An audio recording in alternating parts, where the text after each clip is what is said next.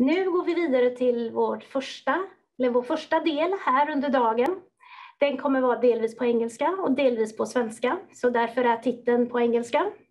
Risk and disruptions in the supply chains. Focus on COVID-19 and the recent Suez incident. Och so now I will switch to English since we have a mixed audience. So the two first presentations will be held in English, and then the dialogue with the panel in the end will be held in Swedish. So let me introduce the first speaker of today. She's a friend, a colleague of mine, and from Chalmers University. She is associate professor, and her name is Jeren Altuntas-Vural. Welcome, Jeren. Thank you. Yes. Thanks a lot. And I take this one. Hi, I'm Jeren Altuntas-Vural from Chalmers, as Katrin already introduced. And today I'm going to give a general overview on risks and disruptions in the supply chain, with a particular focus on COVID-19 and Suez Canal crisis. I have divided my presentation into three main headings. So we will first start with what happened in 2020, then we will have a look into 2021, and we will finish with some prospects about what's going to happen in the future. So when COVID-19 outbreak started to spread all over the world at the beginning of the year in 2020, the prospects about the collapse in world trade were more pessimistic. But by the end of the year, the decrease in global trade with respect to both volume and value were still quite significant. And then the total decrease in global GDP was 3.3% by the end of the year. But then this decrease wasn't even between different industries. So we have seen, for example, higher impact in industries such as automotive, such as iron and steel, such as clothing, but then the impact in industries such as food and agriculture were not as much. But of course, this had significant effects on global supply chains. And we have seen effects both in the demand side, but also on the supply side. So if we start with the demand side, we have seen hoarded stores, we have seen empty shelves, particularly for some products. And then we have seen an extreme pressure on fulfillment centers, distribution centers, due to an unexpected increase in e-commerce. And this brought us some new last mile delivery methods, which required no or very minimal contact. And we have tried new methods in last mile delivery, such as this robot delivering food at a quarantine hotel in China. And then when transport service providers were not enough, actually there were new actors tipping in, like it is in this picture that I took. It's not a very good one, but like the store manager at my local Coop, or like Facebook groups or some volunteer groups or our neighbors. They were our last mile delivery employees. Then when we look at the upper tiers or the supply side, well, only in the Hubei region of China, where Wuhan is located, there were so many companies with either direct presence or having their multiple tiers of suppliers. Therefore, it was impossible for companies to say that they weren't affected by COVID-19 crisis. So many supply chain professionals said that their supply chains were significantly affected from this crisis. And the effects range from component and labor shortages to capacity reductions or even factory closures, which actually happened in echelons at different parts of the world. And this, of course, resulted in customers pushing for prioritization of their orders. Then this, anything happens in the supply chain, of course, affects logistics as well.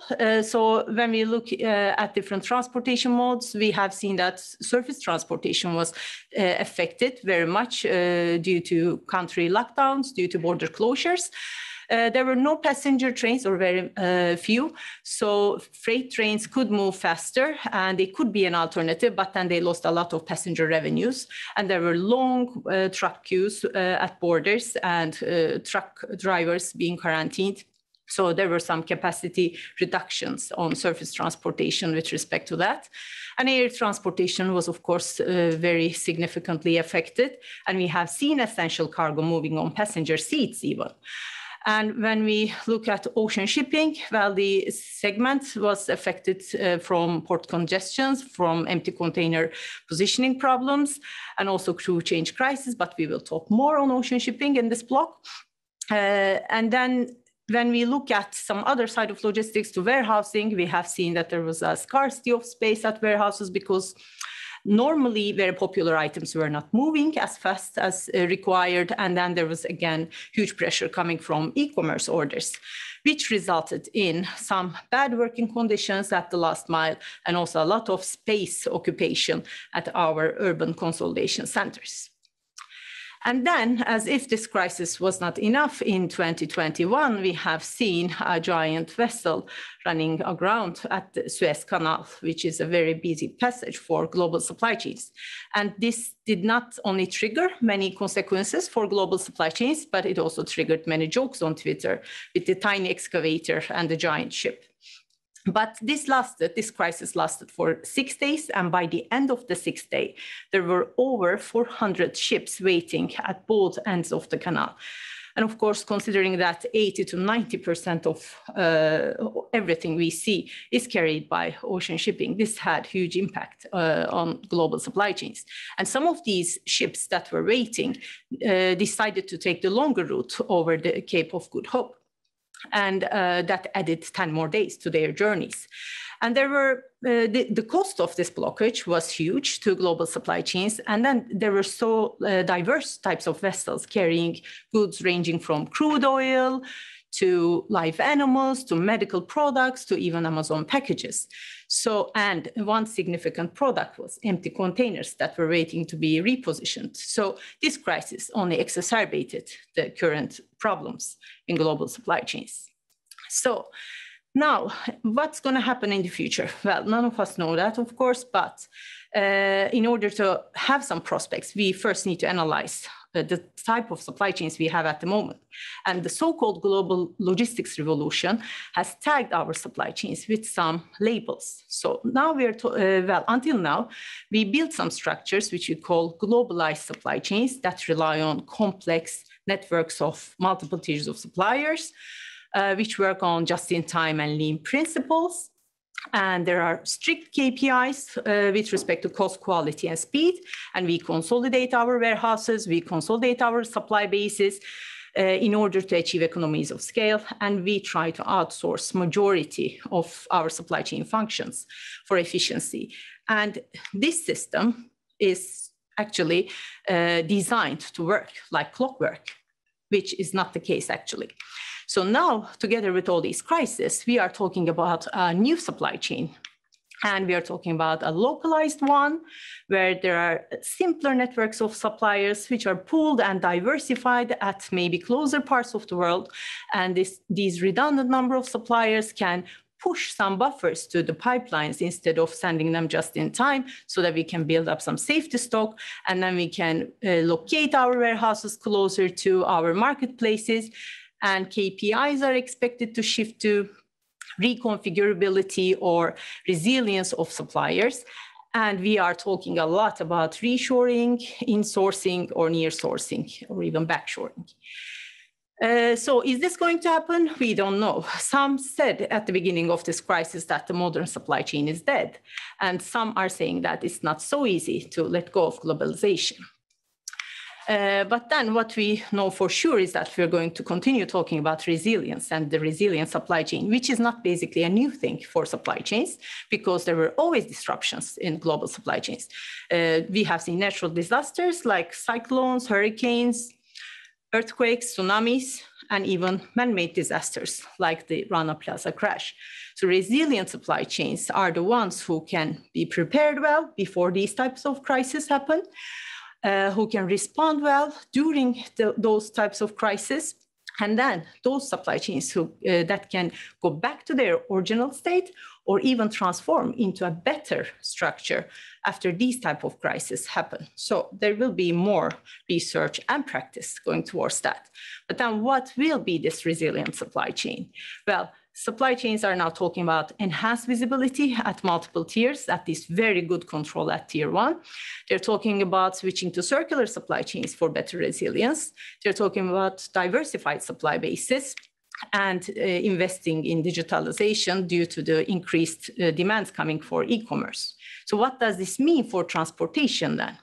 Well, for addressing to these enhanced visibility demands coming from supply chains, transport service providers need to have a better control over their transport chains, which makes us think that more vertical integration will be observed and more investments in technology will be observed in order to share real-time information. In order to address demands for circular supply chains, transport service providers need to develop new skills with respect to reverse or circular logistics, like recollecting, restoring, redistributing products, which will probably require some technology investments as well. For responding to diversified supply bases, new services need to be offered for both long and short distances, and for addressing to increased e-commerce and digitalization demands. Well, new forms of delivery will be observed at the last mile, but transport service providers shouldn't forget about the working conditions at this part of transport chains. So thank you very much. This will be all for today, and I will invite Katrin again for some questions. Thank you so much, Ceren. Very interesting. Let me start by looking at the audience, you, and see what questions have been in the chat. So one question is if you would like to elaborate a bit about how you believe the transports will be as a consequence of this. Do you think more European companies will rethink their sourcing strategy and move more regionally in Europe? And what would that, in that case, be the implications of that? Yeah. I think that there will be some location changes, particularly some parts of production that can be moved to alternative countries closer to Europe, maybe not all in Europe, but there are some closer alternatives of what is being used to currently. So it's actually an opportunity for some countries to market themselves as new production zones which are closer. But this, of course, requires a lot of investments in transport infrastructure because they need to build some maybe shorter transport chains for that. But yeah, I think there will be a movement like that, but not whole supply chain can be moved. It's not one production line or one factory, it's a whole supply chain. So there will still be significant amount of offshore production, I believe. I know you, Ceren, you worked for 7 years in the shipping and logistics industry. Some years ago, was it? It was quite. Yes, 11 years ago. And so on. 2009 was my last year. Yes, but still, do you think when you worked in the industry and how you look at it now, do you think the industry has changed a lot during these years? Or they are more prepared for incidents or disruptions like we have experienced the last year? Well, to have a look into shipping industry, I think this year was quite extraordinary because we have seen that all shipping companies that used to announce losses at the end of the year have closed the year with very high numbers of profitability. And of course, this came with a lot of sufferings due to these empty container problems, but we have seen that the industry changed because there is a high degree of consolidation, where there were mergers and acquisitions during a period after the financial crisis in 2008 and 9. And I think the industry learned a lot right after that 2008 and 9 crisis, the financial crisis. And with the help of that consolidation, they could now achieve some kind of supply and demand match with respect to their capacity. So that was a big change in the industry as far as I could observe. And then there is, again, huge investments in digitalization of the industry, which also helps a lot with real-time tracking and information sharing with their customers. Yeah. So you think that we will see more consolidation and more vertical integration? You mentioned that. Yes.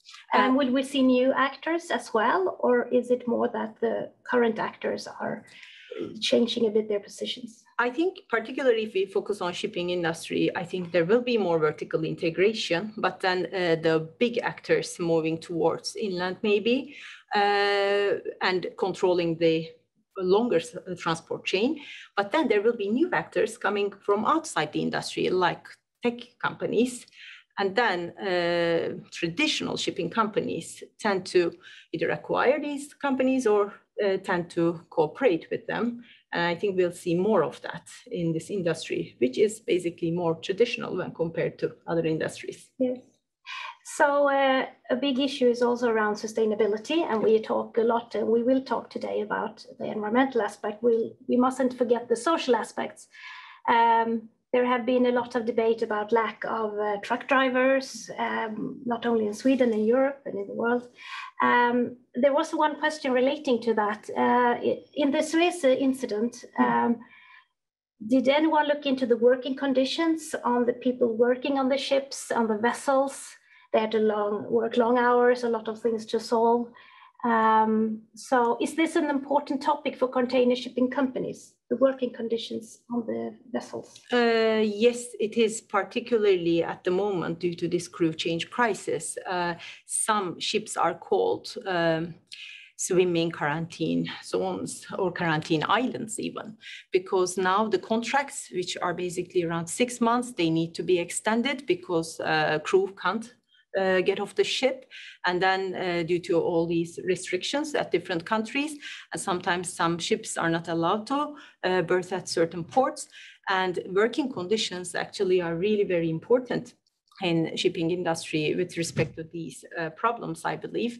And then the journey is already long, and to get combined with all these types of crises due to lockdowns and restrictions, the nature of the business is significantly affected, and it's not healthy and it's not sustainable to do the daily operations on a ship like that.